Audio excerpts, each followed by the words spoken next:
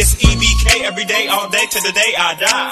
It's E.B.K, E.B.K, E.B.K. What's good, gente? It's E.B.K every day, all day, to the day I die. It's E.B.K, E.B.K, E.B.K. It's your boy Conejo.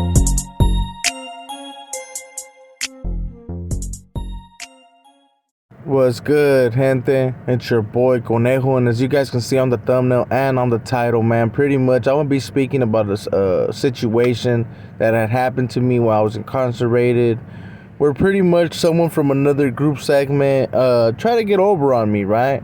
But I'm also gonna be speaking on some other things towards the end to see if you guys are intrigued or think it's a good idea that I make a certain type of videos, or if you guys are interested in hearing these type of videos as well. So before I get started, man, make sure you hit them likes, hit them subscribe button, the follow, the notification bell. When you do hit that notification bell, make sure you hit all, man, so you don't miss out. I'm gonna be trying to be going a little bit more live every day.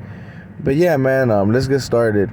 So on this story that I'm gonna be speaking on, man, pretty much happened when I was still a little bit fresh and new when it came to the writer movement, and pretty much I was always kind of told and what things that I would read were the 2-5ers, the cinqueros, the dos cincos. I don't know if whatever you guys want to refer to them as. Pretty much we're kind of looked at as the enemy in some type of way, right? Happen to be that a lot of the writers happen to be from the north, and happen to be most of, at that time, right, still happen to be a lot of norteños.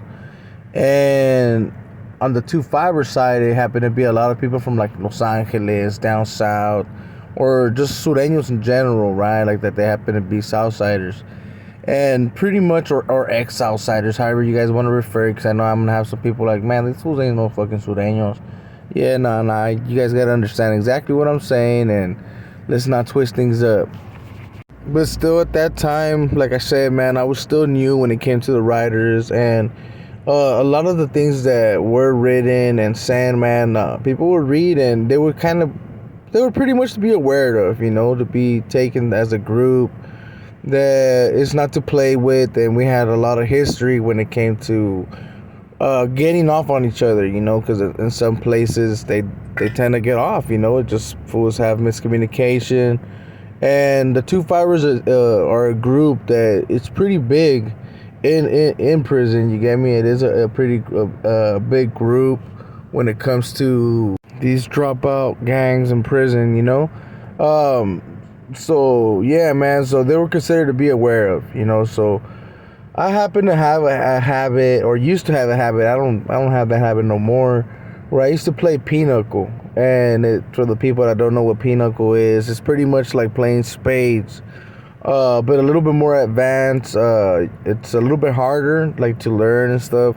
But once you learn how to play pinochle, spades, and all these other little games come out a little bit easier, especially because you learn to read, count cards and all that when you're playing pinochle. So I ended up having a habit where I used to play pinochle and gamble when I was in prison, man. And there was a 2-5er that used to like to gamble too.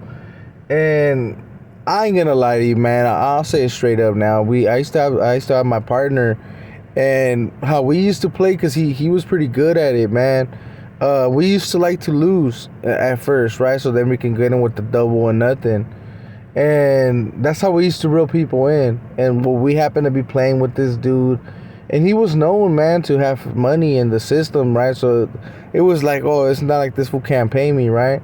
So we're talking about, we're playing like $30-$40 games, like on the pinochle, right? Because he's supposed to be a little rich boy. And it all starts with like double or nothing, like you're playing for $15, but it starts adding up. And well, we used to reel him in, and he got reeled in, and well, he happened to owe me a good amount, after a couple games that we did play. I believe it was like 150, almost 120 that he did owe me. So it ended up getting to the point where pretty much he couldn't pay. We would gamble so much that he couldn't pay, and he had a gambling problem. Like, I guess I had a gambling problem too, but I wasn't losing, or I wasn't having debts like that on the yard, And this fool ended up fucking not being able to pay. So I gave him like I was like, look, bro, I'm gonna give you a month. But the thing was, he was still constantly gambling, and even though it wasn't really gambles where it seemed like there were big amounts, could have been like $10, $5 of like even items that pretty much people would give him. You know what I mean? Like, hey, sometimes his boys would probably hook him over like a $5 deodorant or whatever. You know, he would still go gamble. So it was getting to the point where like it seemed that he was pretty much just burning me. You know, I was getting burnt. And that was the case, I mean, he needed to tell me or let me know. So it looked weird. And I know exactly what you guys are thinking, man, because a lot of the people that haven't been in prison or haven't touched down, you guys are like, because you're over there tripping for 100 and something, bro. It wasn't even that much. You got to understand, you can't allow no one in prison or pretty much to owe you anything, to be quite real, because people will see it as a weakness, like, oh, this fool doesn't collect, or he doesn't, you know what I mean, take care of whatever gambling he does. You'll be looked as a target, man. You'll be pretty much looked. You get labeled as a weenie, and they'll just try to take advantage. You know, so you can't allow that. So 100 and something is it'll be considered to be a decent amount in prison. You know, especially when it comes to gambling. A lot of people see that like, oh, this fool, he won this much, and now he ain't collecting or he ain't paying. And especially if they start seeing like the individual, like I said, man, he was over there gambling. So they would start seeing him gamble, and that was really a bad look. So what I ended up doing, man, I jammed him up, and supposedly he hit up his family members. And apparently, I guess they had cut him off, you know. So I was like, well, what are you doing? He's like, well, I'm trying to hustle so that I'm able to pay you this and that. I'm like, well, it's a little too late for all that. You know what I'm saying? Like, it's not like you're gonna pay me in like 10, $15. If that was the case, you would have been doing that instead of doing the whole gambling and shit, you know. So I ended up giving him a couple more days, but it kind of got to the point, man. I'm not gonna lie to you guys, man, where I was straight up. There was a CO that he would pretty much tell everybody, man, that if you're gonna get down, to pretty much just stand in front of the door, man, go inside, handle your biz, flash, and he'll pop you up. He don't give a fuck. Like, he was just that cool, right? You know what I'm saying? He's like, I'm not tripping as long as you don't make me like work. You know, if you actually fight in the day room or you fight where I can see you, I'm just gonna clap you. You know, that was the tower. So it got to the point, man, where I was like, you know what, man, fuck that. I'm just gonna go in this fool's cell. So I ended up doing that, man. Fucking, I stand in old boys in front of old boy's cell. The CO ended up cracking it, so I walked in there. Especially, I wasn't gonna box him on the thing.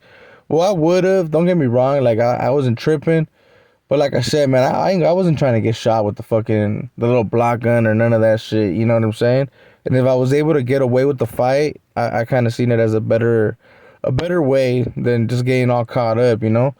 And I'm not gonna lie to you, it was a facility where there was a little bit more of the 2.5, you know, there was a little bit more 2.5ers than compas, you know. I had compas right there that were pretty much on the low, and it wasn't really a compa yard. I'll just put it like that. So I was like, I'd rather catch my fade with old boy on the cell than pretty much starting the whole little thing on the yarda, you know. I would have had compas all upset and all kinds of shit. But I'll tell you what happened. So I ended up going to No Boy's cell, and I got off, you know. I stomped him out. I ended up flashing, like I said, man. The CO, he was cool. He popped me out. Ended up going out, and yeah, there was drama because, like I said, it was a 2.5 yard. So they got a little upset because this boy got stomped out. And I'm not gonna lie to you guys, man. When they approached me, it wasn't, they were tripping, but once they seen that the fucking the regular sureños from down south, you know what I mean, they had my back. You know what I'm saying? That's why I became hella cool with the Southsiders, man. Shout outs to the Playboys, to San Diego, to Riverside, all those little towns, man. Orange County, all the towns, man. To be quite honest, from down south, all the cities, man. They always showed me hella love. And they didn't allow it, man. And honestly, I believe it. They had hella love for your boy, man, because I was hella cool with everybody. But another reason was because they didn't really like the 2-5ers. I'll be quite real. And well, that fool was, in a way, he was trying to get over on me, man. But after I had caught that fade, it was pretty much hands laid, dead paid. You know what I'm saying? So that debt was paid already. Like, hey, he didn't owe me no more. He was able to gamble. So when their homies approached me, man, they were like, hey, bro, fucking, hey, you stomped out the homie. Wow, wow, wow. Well, they say carnal. So they were like, yeah, you stomped out the carnal. If he's not tripping, then it's good, you know? But if he's tripping, then we're gonna have to deal with it because you did that shit I guess the wrong way. I guess I was supposed to hit their homie up or whatever big homie they had or check in with one of their boys and let them know what the issue was, and maybe if the old boy wanted the fair one, they would have gave it to me. But I was like, you got me fucked up, you know, especially I was a writer, you know, so I was like, childless, man, we do as we want, you know what I'm saying? If I want to get off, I fucking get off. And so they ended up going to go talk to old boy. Old boy told him like, hey, well, let me go talk to this fool. And when I talked to old boy, he's like, hey, I don't owe you money no more, right? And I was like, nah. Oh, then we're good, you know, because that's all he was tripping on. Like, hey, if he didn't owe me no more money, then it was good. He wasn't gonna trip on it. He was just like, man, fuck it, you know, it is what it is. So, his homies ended up taking that, man. But after that, I kind of stopped gambling, especially when it came to certain groups. Don't get me wrong, I had more experiences with other 2-5ers that were pretty much good, you know, some good experiences and but a couple of bad ones because, like I said, man, for a minute they were actually known to be kind of like, well, the enemy, man. That's how a lot of the compas actually seen it, man. Like they were the enemy. And like I said, man, there was another occasion. Now that I really think about it, man, where another 2-5er and an IR, man, that were sold up. They tried to sell me and one of my sellies, man, Bugsy. Shout out to my boy. They tried to sell us some wine, or they were making some wine for my celly, and they tried to burn it, man. And I had to pretty much call him out on the fade, you know, like, man, childless, man, fuck all that. So there was a couple of times, man, where they would try to kind of get over, you know, and I was like, man, that's the 2-5, man. They happened. I would actually say the 2-5. For a minute, man, I kind of did see him like the enemy, you know. I kind of kept my eye on them, especially on certain yards, you know, because they were spoken of like between the car, the group, you know, like, hey, watch out with these fools, why, and they weren't really talked about in a good way, you know.